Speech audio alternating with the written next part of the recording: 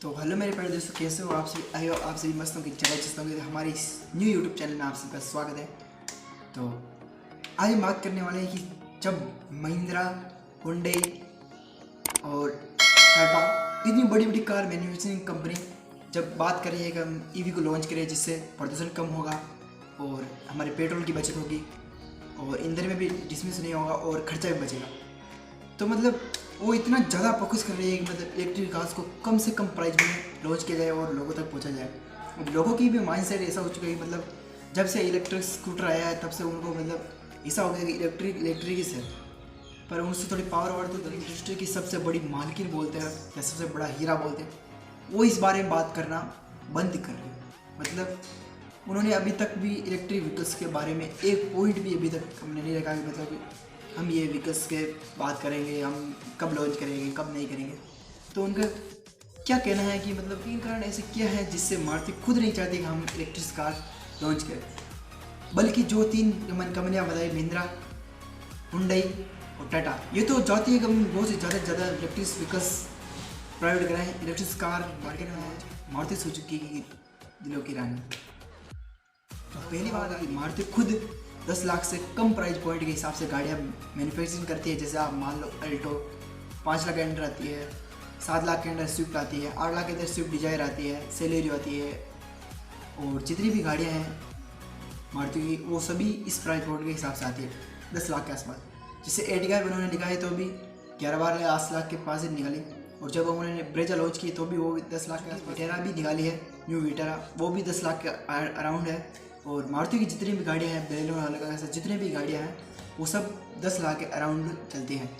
और तो इसी वजह से मारुति सोचा कि मतलब भारत की मार्केटिंग को देखते हुए 20% गाड़ियाँ ही है जो कि 10 लाख प्राइस पॉइंट के ऊपर अबाव से बिकती है। 20% गाड़ी जो, बल्कि 80% जो गाड़ियाँ होती हैं, कारें, वो 10 लाख प्राइस पॉइंट जाती है लोगों द्वारा। तो आप बताओ कि भारत में 10 लाख से ज़्यादा ही, 10 लाख के अराउंड ही लोग ज़्यादातर अफोर्डेबल कर पा रहे हैं कार को। तो उसी की वजह से मारुति ने सोचा कि प्रोडक्शन इतना भारी है कि मतलब कि 10 लाख के कम तो अराउंड मतलब ये गाड़ी लॉन्च हो ही नहीं सकती। तो 10 लाख से अगर अबाउ वो अगर लॉन्च करते हैं ईवीज़ को, तो उनकी कंपनी में बहुत बड़ा लॉस होगा और लोग उन्हें खरीदे भी नहीं।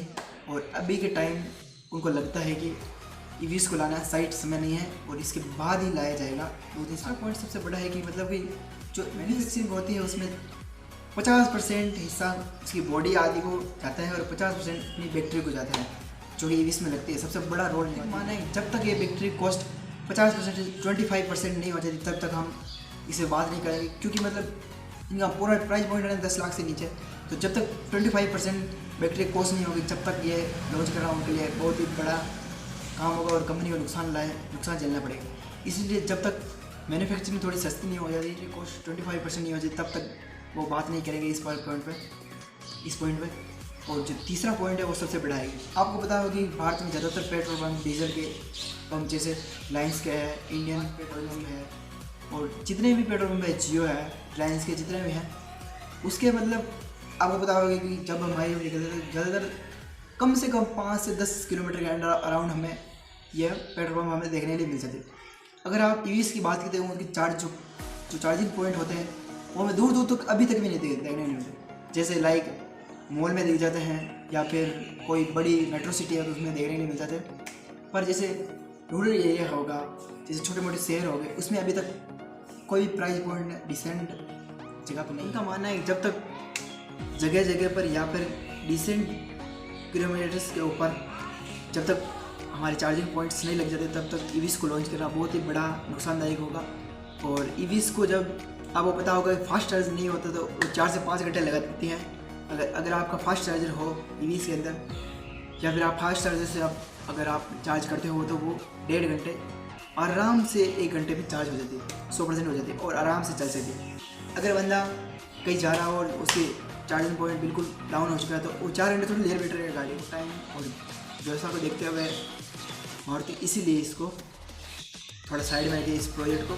और फिर थोड़े दिनों के बाद जब मतलब माहौल ऐसा बन जाएगा कि हर जगह ईवीज़ देखने में मिलता है तो ये 10 लाख प्राइस पॉइंट के बिलो अपनी कार्स को लॉन्च करेंगे और बहुत ही बड़ा प्रॉफिट कमाएंगे अपनी कंपनी।